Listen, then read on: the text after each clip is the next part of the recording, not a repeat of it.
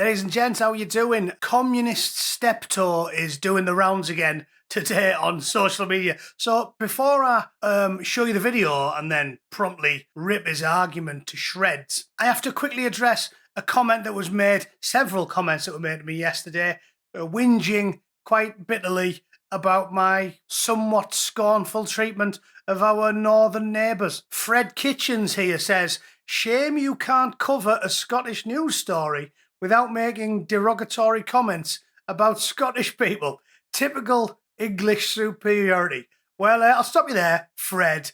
Clearly not his real name. Fred, as you can tell by his AI picture and his name that only an Indian would pick for a bog standard Scotsman, Fred Kitchens is not a Scotsman, because an actual Scotsman would realise, after watching my channel where I ruthlessly mock the sheep-shagging Welsh, the perpetually leathered Irish, the thieving Scousers, the limp-wristed shandy-drinking Cockneys, and I think the cherry on top would be the illiterate brain-dead Geordies who, as we all know, couldn't make a three-letter word out of a can of alphabeti spaghetti, right? If I was to not taunt the Scottish, I think that'd be a racist thing to do, yeah. The subtle racism of low expectations. So, far from mocking the Scottish, I treat the Scots like I do everybody else, which any actual British, Irish, Northern European in general would understand is how we bond with each other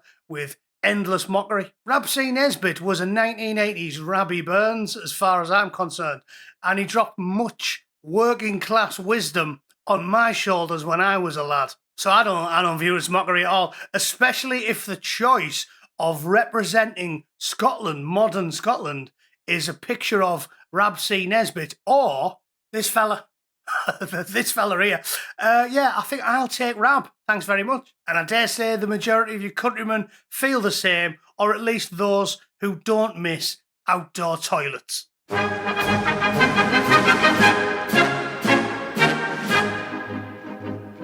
Right, let's get started with the story at hand, shall we? Everybody's favourite upper middle class communist revolutionary is talking bollocks in a public place again, which is fantastic for me, you know, because I need some content today. It is less good news for anybody in the nation who thinks voting for such people will bring them plenty and a good quality of life and progress that we keep hearing so much about, despite seeing absolutely no evidence of it. Right, I won't keep you on tenterhooks forever. Let's get into it and see what he has to say, shall we? I'm sure we'll learn some fascinating new insights as he rehashes the exact same shite he's been doing for the last 60 years. 55 billionaires from the UK in the latest list.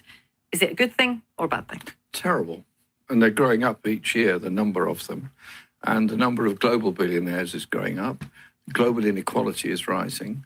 Here we are, 21st century, 25% of the world's population are hungry and short of food. They're not all starving, but they're short of food with no guarantee of being able to live properly. Inequality is rising. Homelessness is rising. Absolute poverty is rising. And we have a tax system that actually encourages the growth of the billionaire class. And so this isn't recent. This has gone on for probably ever since the sort of neoliberal economics took over with Reagan and Thatcher, and it's been a progression. And the Oxfam report on this is quite devastating. Can't we just look at the world on the needs of people rather than extolling the wonders of these billionaires? Right, what do I say? I mean, there's a lot to unpack there. So what I'm going to do is I'm going to go through each of those ridiculous, juvenile, shit-for-brains points in slow time, all right? I love how he mentioned Oxfam as well. Oxfam. Like we should take advice from an organisation like Oxfam. Have you heard about what Oxfam have been up to? The average Oxfam employee volunteers to go to Africa so he can trade Freddo bars for gobbles off 8-year-olds. That's why people volunteer to go to Africa with Oxfam. These are the people who want to give you some sort of moral lesson. It's unbelievable. Anyway, let's start at the beginning. She tells him that the number of billionaires is going up, and he replies, "Terrible. It's terrible." As if trickle-down economics is not a thing. It doesn't exist. Well, I can refute that by pointing you at one man.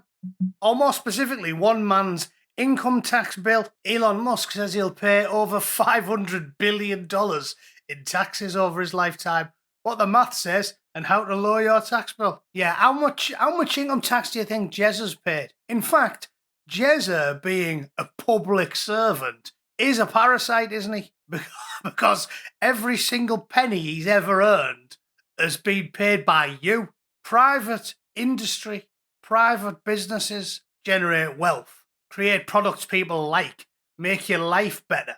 Apple create good products that people want because they like them, and then they pay tax on the products that they make, and they pay all their employees, and everybody wins. Parasites like Jeremy Corbyn, not only do they never pay any money into the system, they just take out of it. They propagate an ideology that is responsible for more death and misery in human history than anything else. So Jeremy Corbyn is lower than a parasite, like a leech or a tick. Won't actually do that much damage. Mosquito is probably a decent analogy. Yeah, they kill people, don't they? Jezza is a mosquito. What the UK needs, if it's ever to climb out of the pit that it's in, is many more Elon Musks and many fewer human parasites like Mr. Corbyn. Everything he said in this interview was lies. But there's another one, and I don't believe it's ignorance. I think he's a liar. He's a well-practiced liar.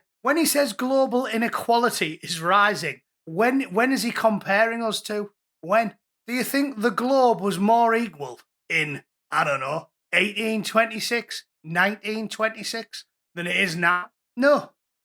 Especially if you're a split arse. How does he think people have lived since time immemorial? Do you think I have a worse quality of life than me granddad or me great-granddad, who was working 6 12s a week down a mine? What is he comparing us to? Well, we know what he's comparing us to. He's doing what all communists do. He's comparing us to a fictional utopia he invented in his own brain that's never existed in human history. So that is just outright ridiculous.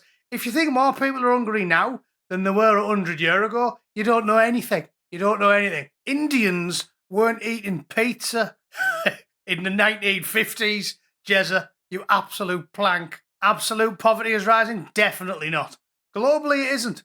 More people have been lifted out of poverty in the last 50 years than probably in a millennia before it, because we outsourced that capitalism shit all around the world, and it seems to have been a big smash, especially in places like China and India. He might specifically be talking about like Islington or something, somewhere posh where Jezza comes from, but again, do the maths. Are there more people in China and India than there are in Islington? Answers on a postcard.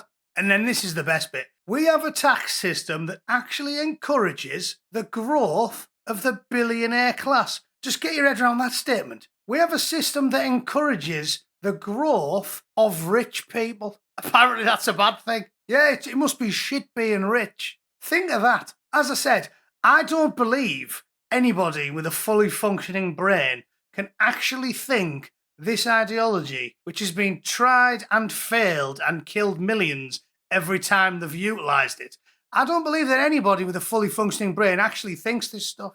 So on one hand, Jezza's very honest compared to many of our MPs, because at least he tells us he's a communist openly. It's almost refreshing for a British politician. I mean, I prefer that to Johnson. Johnson pretended he was a conservative, right? That's even worse. But the one thing you can't say is that his ideology is sensible, reasonable, rational, or logical. Actually, that's 4 things you can say. I'll add a 5th, that it works and that it's a good idea. It definitely isn't. Then he goes on about Oxfam again. Yeah, again. If I want to hear from third world pimps, then I'll phone Oxfam.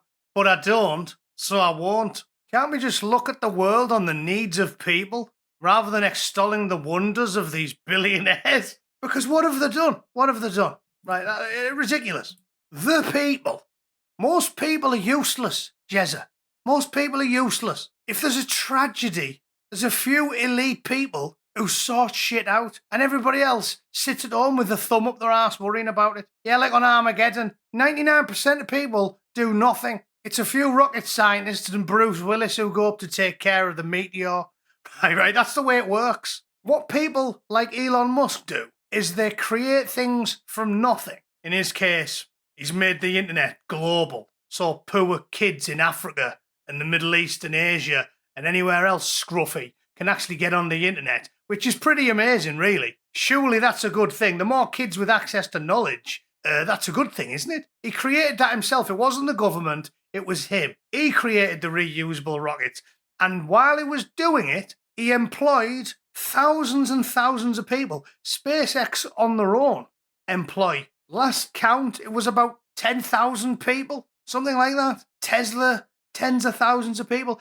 These companies they create, they invent new products. Apple's the same. New products that people love. Loads of people love iPhones. It's great having all your music. I remember how good the iPod was when we were using, Sony Walkmans and shitty CD players. The iPod was an amazing invention. We all got something out of it. Tens of thousands of employees got the mortgages paid and fed the kids with the salaries from working for Apple. And then the government, the lying, thieving, useless government, packed with people like Jezza, the human parasite, they skim off the top, don't they? They steal loads of money off everybody else and then distribute it to arseholes that don't do any work. That's how the system works. Mr. Musk paid my mortgage, and I paid loads of income tax and property tax and every other tax they throw at you when you work for a living in order to redistribute candy bars to ghetto moms that haven't done a day's work in 25 years. The system works. We tolerate it. They get money for nothing. The billionaires create products that everybody likes,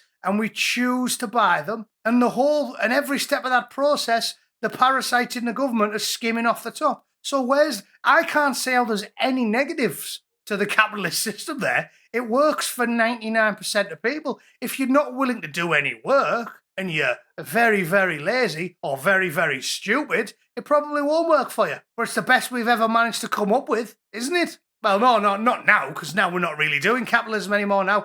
We're getting more socialist by the week, aren't we? Now, people like me are that close to giving up entirely and doing as little work as possible because we don't want to give scum like you our money, the result of our toil and our labour. But I don't see any losers in the capitalist game other than people that are too lazy and too stupid to do anything. In fact, if we could shave a few percentage points off income tax, maybe we'd start seeing growth again. Because there's a reason why Europe's stagnating, and it's not because of the billionaires, it's because of parasites like communist Steptoe. But that's just what I think. If you disagree, you hate innovation, and you think Gordon Brown and Jeremy Corbyn created more worthwhile products for the world than Steve Jobs and Elon Musk did, please let me know in the comments. Let me know what visionary genius the thieving Scottish Cyclops unleashed upon the world.